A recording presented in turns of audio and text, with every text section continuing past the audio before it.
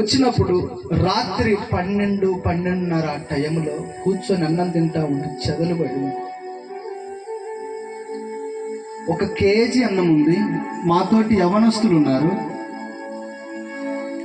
వారికి కొంచెం కొంచెం కొంచెం అన్నం పెట్టారు, నాకు కొంచెం పెట్టారు.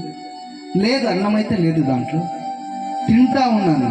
తింటా ఉంటే చెదలుబడి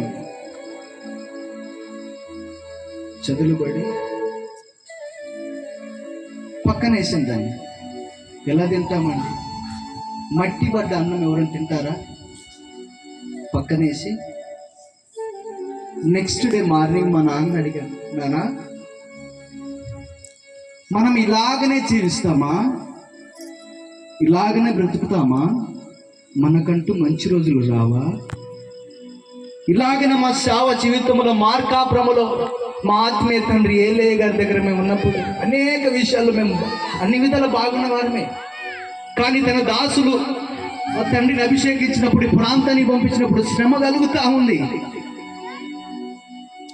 ఆకలితో అలమటిస్తూ ఉన్నాం. కానీ ఆ రోజు రాత్రి భయంకరంగా ఏడ్చుకున్నామండి, భయంకరంగా బాధపడిపోతా ఉన్నాం. ఎప్పుడు ప్రభు నువ్వు కరుణించేది, ఎప్పుడు ప్రభు మా స్థితి మార్చేది? ఇలాగనే మా సేవ జీవితము, ఇలాగనే మా బ్రతుకు, ఇలాగనే మేము ఉండిపోతామా? మా బ్రతుకంటే ఒక అర్థము రాదా ప్రభు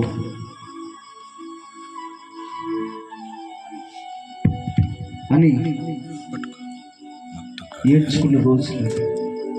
కానీ ఈరోజు ఈ స్థితిలో నిలబెట్టాడంటే ఆయన కృప మాత్రమే, ఆయన కృప మాత్రమే. ఏదో వ్యక్తిగతంగా మేము నిలబడి ఇక్కడ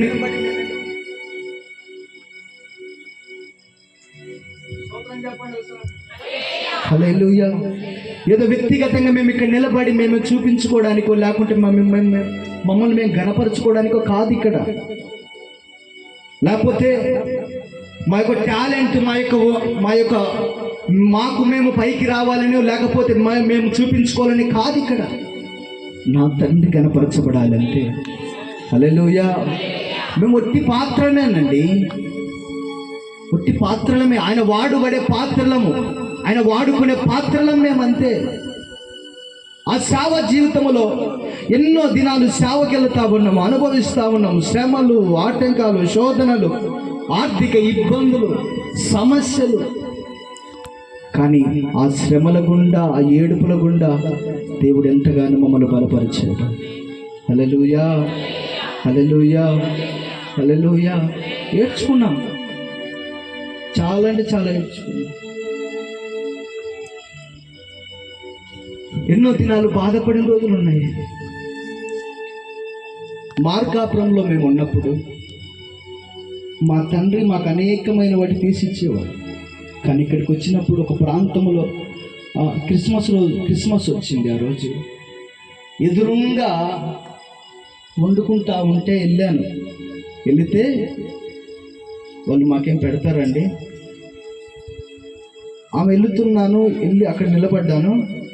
ఎమ్మటి ఆ కొడుకు చెప్పి తలిపేసేయ అన్నది. స్తోత్రం చెప్పండి సార్. మనసు చంపుకొని వెనక్కి వచ్చి, అసలు ఎందుకు వచ్చాము ఇక్కడికి అని అనకుండా ఏడ్చుకొని, మా అమ్మ వాళ్ళు ఏదో ఒక పాశం మీద చేసి పెడితే తిన్నాం. హల్లెలూయా, హల్లెలూయా. తిండికి తిప్పలు లేకుండా ఎన్నో శ్రమలు పడి, ఎన్నో ఇరుకు ఇబ్బందులలో ఈ సేవ నడిపించబడుతూ ఉంది. హల్లెలూయా. కానీ ఇరుకులో విశాలతను కలగజేశాడు. కొట్టు చెప్పండి ఒకసారి. అందుకని నీకు మేలు జరగబోతూ ఉంది. స్తోత్రం చెప్పండి ఒకసారి. భయపడద్దు, బాధపడద్దు.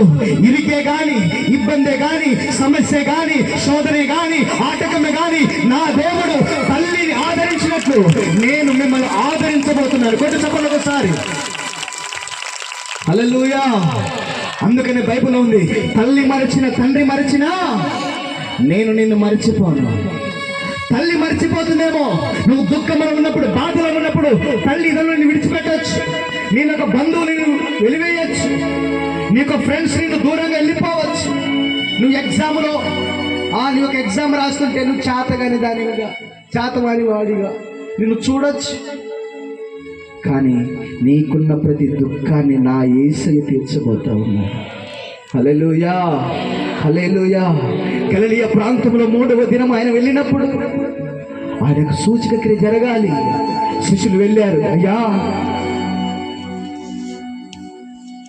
యేసు ప్రభువు దగ్గరికి వెళ్ళి, అయ్యా ద్రాక్షరసం అయిపోయింది, ఇప్పుడు వారికి పెట్టడానికి మేము ఆ పానం అందించడానికి మా దగ్గర ఏమి లేదన్నప్పుడు ప్రభు వారు ఏమంటాడంటే, మీ దగ్గర ఉన్న నీళ్లు తీసుకొని వెళ్ళి ఆ రాతి బాణలను నింపండి. కొట్టు చెప్పండి.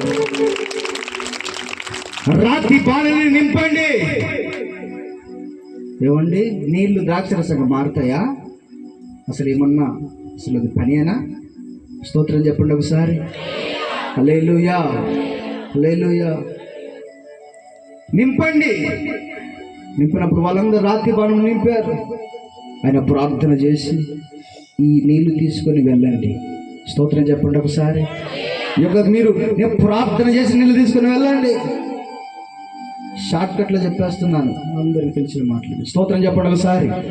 హల్లెలూయా, హల్లెలూయా.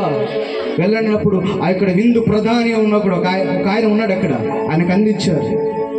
ఆయన తాగి, ఎవరైనా కానీ పెళ్లి ముందు మంచి ఆహారం పెడతారు, కానీ ముందు మంచి ఆహారం పెడతారు, తర్వాత అయిపోయింది చేస్తారు. కానీ ఈ పెళ్లిలో మాత్రం మంచిది పోస్తున్నారు, మంచి ద్రాక్షరసము పోస్తున్నారు. స్తోత్రం చెప్పండి ఒకసారి. హల్లెలూయా. యేసు ప్రభువారు నీళ్ళ బాత్రూని ప్రార్థన చేయగా, స్తోత్రం చెప్పండి. అర్థమైన వాళ్ళు స్తోత్రం చెప్పండి ఒకసారి. హల్లెలూయా. ప్రార్థన చేయగా నీరు ద్రాక్షరసంగా మారింది. మారడమే కాదు, ఆ విందు ప్రధాని తాగి ఏ పెళ్లిలో కానీ, స్తోత్రం చెప్పండి ఒకసారి. స్తోత్రం చెప్పాలి. ఏ పెళ్లిలో కానీ ఇటువంటి ఆహారం ఎప్పుడు తాగలేదు. కొట్టు చెప్పండి ఒకసారి. తాగలేదు. ఈ పెళ్లి ఏందే బాబు ఇలాగుంది, ఇంత మంచి ఆహారమే పెడతా ఉన్నారు. స్తోత్రం చెప్పండి ఒకసారి.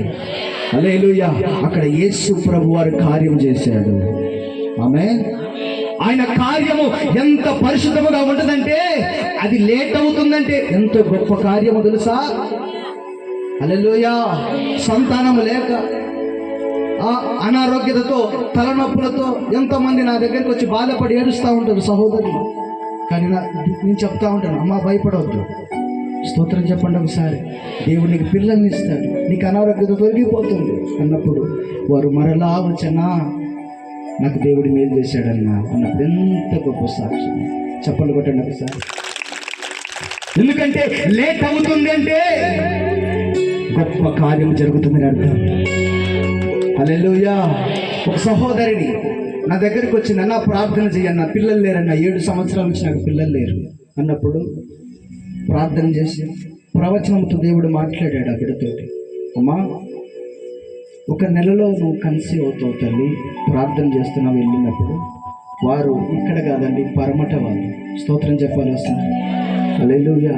వెళ్ళింది అక్కడికి వెళ్ళి, ఇక్కడ కొంతమంది ఉన్నారన్నమాట పనికి వచ్చిన వారు. వారికి ఫోన్ చేసి, అన్న చెప్పాడు ఈరోజు నాకు నిలబడ్డది. చప్పట్లు కొట్టండి. ఎందుకంటే ఆలస్యం అవుతుంది. ఆలస్యం అవుతున్నప్పుడు, లేట్ అవుతున్నప్పుడు దేవుని కార్యం అధికమవుతుంది. అందుకని ఆయన తల్లి వెళుతుంది ఆయన దగ్గరికి, యేసు ప్రభువు దగ్గరికి. అయ్యా, నువ్వు ఇచ్చే నీళ్ళు. స్తోత్రం చెప్పండి ఒకసారి. హల్లెలూయా, హల్లెలూయా, హల్లెలూయా. అమ్మ మీరు చాలా చప్పగా ఉన్నారు, 2 చేతులు పైకి ఎత్తండి. చాలా డల్లు కూర్చున్నారు. స్తోత్రం చెప్పాలి. ఎంత మంచి దేవుడవయ్యా, నువ్వెంత మంచి దేవుడవేసయ్యా, చింతని నేను చేరా దేవుడవేసయ్యా, ఎంత మంచి దేవుడవయ్యా, నువ్వెంత మంచి దేవుడవేసయ్యా, నా చింతని నిన్ను చేరగా, ఇంత మంచి దేవుడవేసయ్యా, నా చింతని నిన్ను చేరగా, ఇంత మంచి దేవుడవే హల్లెలూయా. నువ్వు శోధనలో ఉన్నప్పుడు, బాధలో ఉన్నప్పుడు, ఇరుకుల్లో, సమస్యల్లో, ఆటంకాల్లో ఉన్నప్పుడు తల్లి వల్ల నిన్ను ఆదరిస్తాడు. శోధనలో కూడా నువ్వు పడిపోతున్నప్పుడు, ఇరుకు ఇబ్బంది నలిగిపోతున్నప్పుడు ఆయన తండ్రి వల్ల ఓదారుస్తాడు. స్తోత్రం చెప్పండి ఒకసారి. హల్లెలూయా, హల్లెలూయా. అందుకనే బైబిల్లో ఉంటది, నీవు నీ దేవుడైన యెహోవా మాట వినిన ఎడల ఈ దీవెనలన్నీ నీకు ప్రాప్తించును. స్తోత్రం చెప్పండి ఒకసారి. నువ్వు నమ్మిన ఎడల, విశ్వాసం ఉంచిన ఎడల, స్తోత్రం చెప్పాలి ఒకసారి. హల్లెలూయా. విశ్వాసం ఉంచిన ఎడల నువ్వు నమ్మితే, స్తోత్రం చెప్పండి ఒకసారి, నీకున్న ఇబ్బందులు, సమస్యలు, ఆర్థిక ద్వారాలు నా యేసయ్య తొలగించబోతా ఉన్నాడు. చెప్పండి ఒకసారి. హల్లెలూయా. నమ్మాలి. విశ్వాసముతో, ప్రార్థనతో నువ్వు కనిపెట్టుకొని దేవునిలో మారు మనసు పొంది బాప్తిసం తీసుకొని మందిరములో ఒక స్థానములో నిలబడాలి. స్తోత్రం చెప్పండి ఒకసారి. హల్లెలూయా. ఎంతకాలము పాపములను, శాపములను, అక్రమాలను జీవించేంత కాలమును నిలబడలేవు బిడ్డ. నెవర్.